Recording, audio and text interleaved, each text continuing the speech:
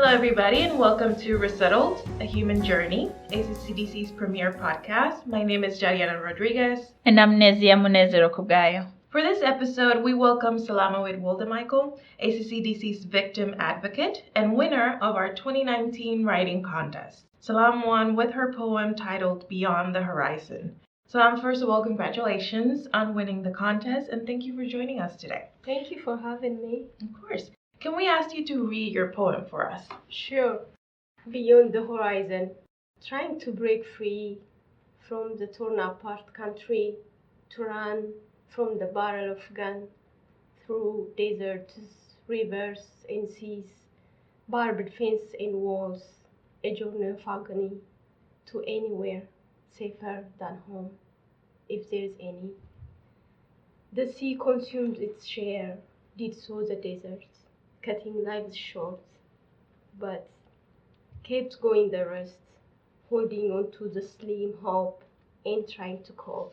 Children, too weak to cry, suffering from starvation, pleading for salvation from dry breasts of their mothers. Women wept, desperate as much destitute, tears dropping down their cheeks in pain. Men sobbed, languishing in sorrow, in melancholy, weak and weary, in vain. Days came and left with broiling heat, nights frigid rough to see, to the bone, till tomorrow the unknown. Will there be light beyond the horizon that beats the darkness? Will the sun come out again? Will there be arms wide open to welcome, or hearts ready to love? Will there be hope to survive, peace to breathe? Will there be a new day, a new chapter for happiness and laughter? Will there be a safe haven beyond the horizon? Will there be? Wow. That's beautiful. That is a really beautiful poem. That's a very touching poem. Mm-hmm. I was trying really hard not to cry, but thank you for sharing that with us. Can you talk about what inspired you to write that poem? Was it based on your personal experience? Well, as an immigrant, I passed through some of the difficulties every immigrant or refugee would pass through, but not those things that I mentioned in my poem.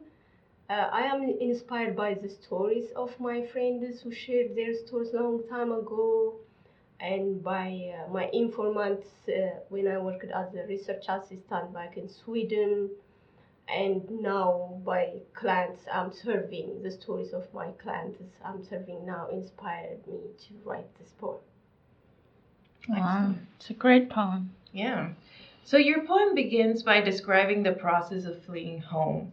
Can you tell us a little bit more about the circumstances that force people to leave? Well, leaving your home is a very difficult decision to make, but there are situations that oblige people to leave their countries, their families, and all the things that have built back home. And for example, this could be natural or man-made disasters that makes them leave their countries, war, terrorism, ethnic conflict, and so. I mean, there are information. They hear information that people are dying in deserts. Right. The thousands are being swallowed in the sea, but they still decide to leave their countries. They still decide to put their kids, their children, their family in floatable boats to risk their lives in the seas. That tells you that the situations at home are worse than what they are going to face. That's why they are living. Right. You also discuss the many challenges that refugees face. Based on the clients that you work with, what do you think is the most difficult part of resettling? Well, the process of immigration in general is a difficult process. You are going to a new country, a new culture, a new socio-economic system. So that's difficult. That makes it difficult for people to adapt to the new country. And there are other things that are called like immigrant stressors, for example, unemployment, housing problems, and language barrier, culture shocks. These are the problems that makes difficult for refugees to resettle in a new country and system. So the poem always makes mention of the physical and psychological effects of resettlement. So as a victim advocate, how do you feel refugees or immigrants best cope with resettlement? Are there any specific things that help them move forward? Well, first and foremost, refugee resettlement agencies play significant role in solving or tackling the problems the refugees face by providing them different assistance like housing, just helping them finding affordable housing, assisting them with rent, by providing orientations during intake process about the new culture in the system and everything. So refugee resettlement agencies play a role. For the resettlement agency to provide this role, the readiness of the refugees is very important, ready to integrate with the new society, ready to to start building their life from scratch. For example, there are individuals who are highly educated in their countries and held high positions and so, but when they come here, it might not be achievable right away, the positions and the educational background they have. So they have to be ready to restart, to establish their lives from the beginning, from zero. So just readiness. The other thing is just networking with the community, with their own community, like Ethiopian communities, Afghan communities, Syrian communities. It's networking helps them to share information, experiences, and so. So, yeah.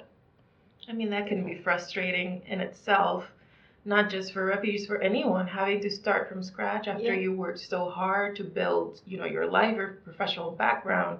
So I can understand that, and I did experience that when I was a program manager. I had a lot of clients that obviously had a whole career back home, and then coming to the U.S., they had to start basically from nothing. So I understand that. Yeah.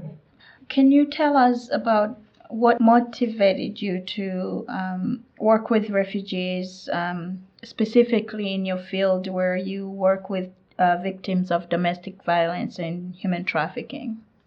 Well, as I mentioned it earlier, I am an immigrant for the past 10 years, so I have passed through those difficulties and I understand from the insider's perspective, because I have the lived experience of those difficulties, not all of them, but part of the problems.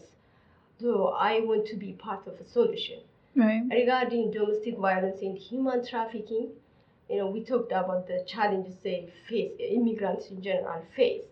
But when you become victim of domestic violence or human trafficking, it's like double jeopardy, or like problems intersect. You are facing all the problems all refugees are facing, plus you will be abused and manipulated and exploited. So that's like, I just want to be part of a solution from an insider's perspective.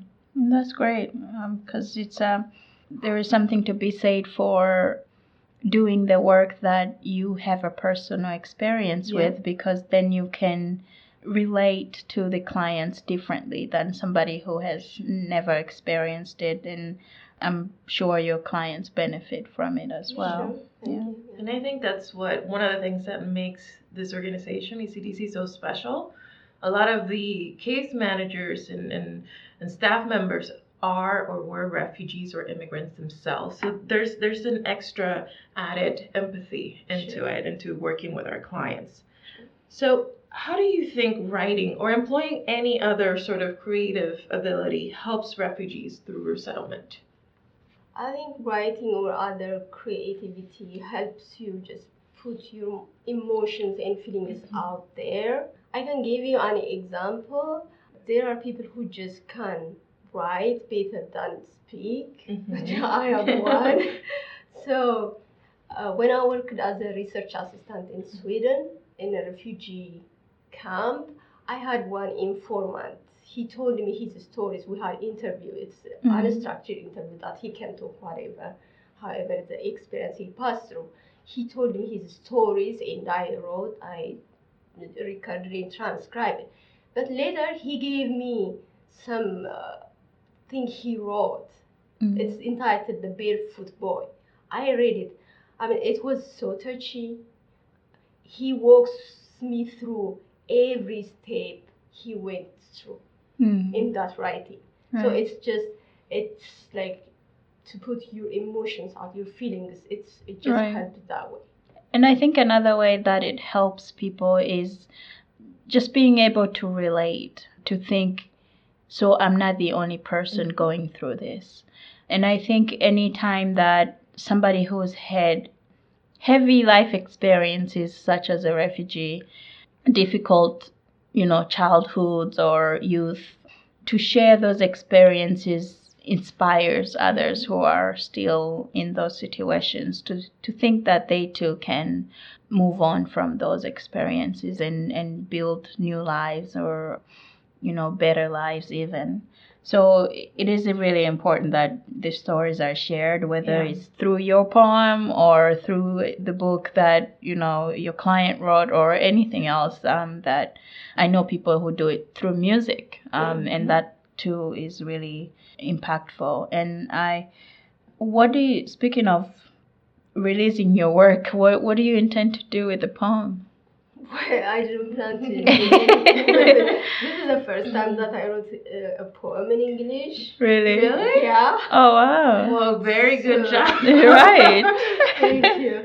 Yeah. I didn't have any plans to do anything about it. Just like I expressed my feelings, my emotions. Right. I mean, I feel sometimes when I read it, I kind of feel choking sometimes Right. because I kind of feel it. Yeah, you should definitely share it widely. Sure. Maybe we can put it on the ACC ACC website. is going to continue sharing your poem for sure. Because like Nessie said, it's about also finding ourselves in other stories and other works. And I mean, I even remember myself when I started reading, that was sort of what drove me, because I found other people that were just like me. And I think that's really important. Can we talk about the programs that you provide through ACC DC and how people can get in touch with you if they believe they can benefit from the work that you do? Sure. I'm working with Domestic Violence and Trafficking Victim Assistance Program. The program focuses on all immigrants, irrespective of their immigration status, unlike the resettlement program. So the program assists survivors in navigating through the social services, health facilities, and so on. Right. We provide housing, navigation assistance, employment opportunities, and so on. We also provide advocacy services and accompaniment to courts. We provide referrals to counseling services or other physical health assessment facilities. Most importantly, we provide all these services with the client's preferred or primary language. As Yariana mentioned it earlier, we are a diverse community. Our staff speaks different language, so we provide those services in the client's preferred language. That's great. So, if there's anyone who wants to contact us, our program, Safe Journey, they can come to our office that's located in 901 South Highland Street in Arlington, or call us through 703-685-0510 extension 237. It is 703-685-0510 extension 237. And just to confirm, you can also serve clients that are in the process of getting status, like an asylum seeker that's in the process of getting asylum as well. Yes, yeah. Perfect. Yeah. Excellent. Well, I think those are our only questions today for you, Salam. Thank you so much for joining us and sharing your experiences about working with the refugee population. So if you want to find out more information, be sure to follow us on social media sites, including Facebook at ECDCACC, our Instagram account at ECDCACC Metro. We also have a YouTube page, ECDCACC DC, or you can find this episode on our website at acc-dc.org. If you want more information about volunteering opportunities, please feel free to email volunteer@ecdcus.org. Thank you so much for tuning in for this episode, and we hope you join us again next month on Resettled, the Human Journey. Thank you all.